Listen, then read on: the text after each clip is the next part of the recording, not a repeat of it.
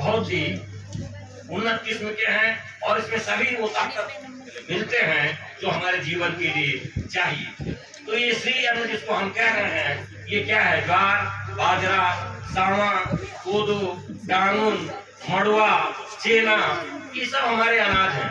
ये अनाज पाए जाते हैं और डिफरेंट लोकेलिटीज में। और ये कहाँ उगते थे? जैसे हम कहते हैं मड़ुआ, तो मड़ुआ को रागी भी कहते हैं। बड़ा पौष्टिक उन्नत किस्म का मड़ुआ हमारे लिए वो सीरियल्स है। ये रागी या मड़ुआ आपने सुना होगा, बनारस में एक जगह है मड़ुआ डी स्टेशन हुआ करता था। तो मड़ुआ डी का मतलब ये है कि जो मड़ुआ जो होता था ऊंची जगहों पे होता था, तो ऊंची जगह को हम गांव में डी कहते हैं। तो मड़ुआ जो ऊंची डी पर पैदा होता था, इसलिए उसका नाम था मड़ुआ डी। और मड़ुआ डी से गोरखपुर एक एक्सप्रेस ट्रेन चलती है मड़ुआ डी, उसी के नाम पर उसका नाम पड़ गया मड़ुआ डी एक्सप्रेस।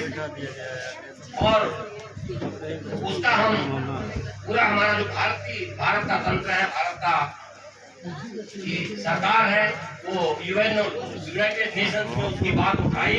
और इस साल में हमारा है अंतर्राष्ट्रीय वर्ष जो घोषित हुआ है वो छोटे अनाजों के लिए, श्री अन्न के लिए।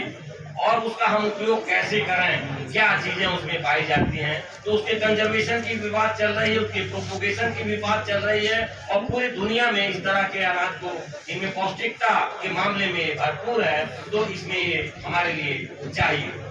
लेकिन ये सब चीजें ऐसी होनी चाहिए कि हमारा प्रकृति और हमारा प्रवृत्ति दोनों ठीक रहे। प्रकृति हमारा कैसे ठीक रहेगा? जैसे तो हम तमाम सारी टेक्नोलॉजी को अपने पास ले आ रहे हैं और उसको विकसित कर रहे हैं। जैसे हमने एक टेक्नोलॉजी जो सार्वभौमिक टेक्नोलॉजी है, आत्मनिर्भरता। हम आत्मनिर्भर हों। आत्मनिर्भर का मतलब हमको भोजन पानी मिलता रहे, खाना मिलता रहे, वस्त्र मिलता रहे, तो हम कुछ भी संकट और कठिनाइयों को सह करके हम पढ़ाई लिखाई अपना कार्य बड़े आसानी से कर सकते हैं। और जो चाहे, जिस सोच जो आपका विचार हो उसमें पढ़ सकते हैं। ये सारी सीख जो हमको मिलती है वो पौधे से मिलती है। आप देखे होंगे कि आप तमाम बहुत सारे पीपल के ऐसे वृक्ष हैं, छोटे पौधे ऐसे ऐसे जगह को उग जाते हैं, डिवाइसेज में उग जाते हैं जहाँ उसको नहीं उगना आपके हिसाब से नहीं चाहिए, पौधे के हिसाब से तो चाहिए। पौधा वहाँ उगता है और वहाँ बढ़ता है। और इनके कंजर्वेशन के लिए बहुत सारे तरीके आगे आगे अपनाए गए और पूरी दुनिया में लोग उसका उपयोग कर रहे हैं, करते रहे। तो हमने जो कहा कि ये जो हमारे पोषण की बात आ रही है कि हम अपने जीवन में पौधे के द्वारा कैसे अपने दिल, दिमाग, मस्तिष्क को समृद्ध, संपुष्ट और सार्वभौमिक बनाएं। हमारी जो सार अमेरिका में लगा दिए, फ्रांस ले गए, जर्मनी ले गए, कनाडा ले गए, हर जगह ले गए। इसको कहते हैं इंट्रोडक्शन। तो पौधों का एक जगह से दूसरी जगह हम इंट्रोड्यूस लगाते हैं और पूरी दुनिया में फैलाते हैं। लेकिन एक जगह से ले जाते हैं, दूसरी जगह पौधे वो वेल डेवलप अच्छी तरह से ग्रो नहीं करते, विकसित नहीं होते। कारण उसका क्या है? उनका वहाँ का वातावरण दूसरी तरह का है, हमारे तरह का वातावरण दूसरा है। हमारे यहाँ पूरे इंडियन सब कॉन्टिनेंट में, भारतीय प्रायद्वीप में जो हमारे यहाँ पौधे उपलब्ध हैं वो दुनिया में कहीं नहीं। उसमें पूरी सार्वभौमिकता है, पूरी तरह से चारों तरफ जो है वो हमारे बायोडाइवर्सिटी, जैव विविधता, प्लांट डाइवर्सिटी बढ़ी हुई है। कारण क्योंकि हमारे यहाँ जाड़ा, गर्मी, बरसात सभी होता है। और जाड़ा, गर्मी, बरसात के साथ दिन रात भी होता है। तो दिन रात में भी वेरिएशन है, गर्मी बरसात में वेरिएशन है। हमारे तरह के हमारे इंडिया में, पूरी दुनिया में जितने तरह के क्लाइमेटिक कंडीशन है, पूरी दुनिया में वो सारे क्लाइमेटिक कंडीशन हमारे देश में पाए जाते हैं। और इसलिए पूरी दुनिया का पूरी दुनिया में जितने भी तरह के पौधे होते हैं, हम अपने देश में उस क्लाइमेटिक कंडीशन में जो उससे मैच करता है वहाँ जाके हम उसको ग्रो कर सकते हैं, उसको उगा सकते हैं और अपने लिए उपयोग कर सकते हैं। तो इसी बात में थोड़ी बात और हम जोड़ते हुए आगे बढ़ते हैं। हम लोगों ने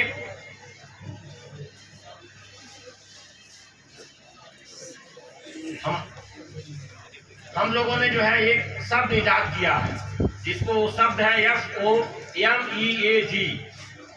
ये देखिए, दिख रहा है तो उस पर लिखा हुआ है FOMEAG। तो FO क्या है? वो फूड है, बॉर्डर है, फॉरेस्ट है और फॉरेज है।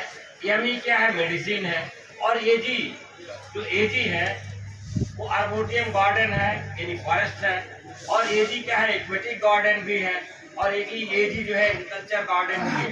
यानी हम कृषि में भी फूमियोज का उपयोग करेंगे, फॉरेस्ट में भी करेंगे, बॉर्डर में भी करेंगे, सब जगह फूमियोज का। तो ये फूमियोज जो है food medicine, agriculture food medicine, aquatic plants food medicine जो है, टेरेस्ट्रियल प्लांट्स, सभी जगह जो है हम फूमिएज एरिया यानी एक छोटा सा जो गार्डन कह सकते हैं या छोटी सी होमएज यूनिट कह सकते हैं। तो आप होमएज के आधार पर आप हर घर में होमएज हाउस, होमएज विलेज, होमएज टाउन, होमएज तहसील, होमएज डिस्ट्रिक्ट, होमएज स्टेट, होमएज कंट्री और थ्रू आउट द वर्ल्ड होमएज को हम अप्लाई करके अपने जीवन को शाश्वत, सात्विक और सार्वभौमिक सभी तरह से करके संपुष्ट कर सकते हैं और आगे ले जा सकते हैं। अपने को सुरक्षित सब तरह से ठीक रख सकते हैं और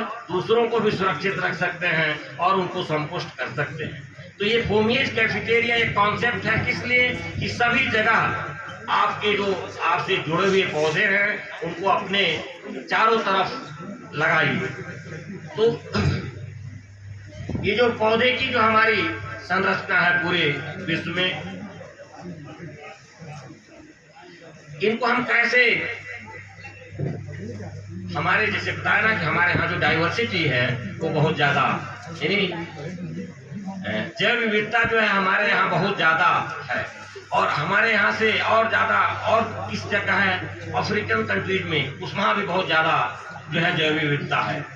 तो जहाँ जो जैव विविधता वाले देश हैं वो बड़े बड़े देश जो है आप क्या कर रहे हैं, हमारे यहाँ जो और जो छोटे छोटे देश हैं जहाँ जैव विविधता है उनके पौधों का बायोपायरेसी के द्वारा उनका उपयोग कर रहे हैं और उसको ले जा रहे हैं। तो हमको अपने संसाधन को, अपने रिसोर्सेज पर ध्यान रखना चाहिए और उसको बचाना चाहिए। और उसको बचाने का क्या तरीका है, हम उसके बारे में जितने ही जानेंगे तभी हम उसको बचा सकते हैं। उससे क्या करना चाहिए हमको, अवेयरनेस में इसको कहते हैं, हिंदी में क्या कहते हैं आप लोग, जागरूकता।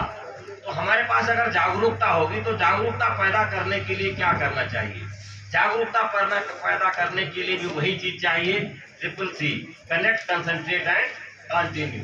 आपको कनेक्ट करना होगा, कंसंट्रेट करना होगा और कंटिन्यू उस बात को फिर मॉनिटरिंग करनी होगी, बार बार मॉनिटरिंग करनी होगी ताकि उसको आगे ले जाएं। तो अभी कुछ ऐसे पौधे हैं जैसे आप लोगों ने सुना होगा जिसको कहते हैं एलियन का नाम सुना होगा आप लोगों। उसी तरह से एलियन प्लांट भी है। बहुत सारे पौधे जो बाहर से आए हमारे पास, हमारे लिए वो हानिकारक साबित हुए। जैसे कांग्रेस वीड है। कांग्रेस वीड क्या है, ये PL84 था, अमेरिका का जो फ्रंट आया था इंडिया में गेहूं के लिए, उस PL84 आया था, उसके साथ ये कांग्रेस वीड आ गया था।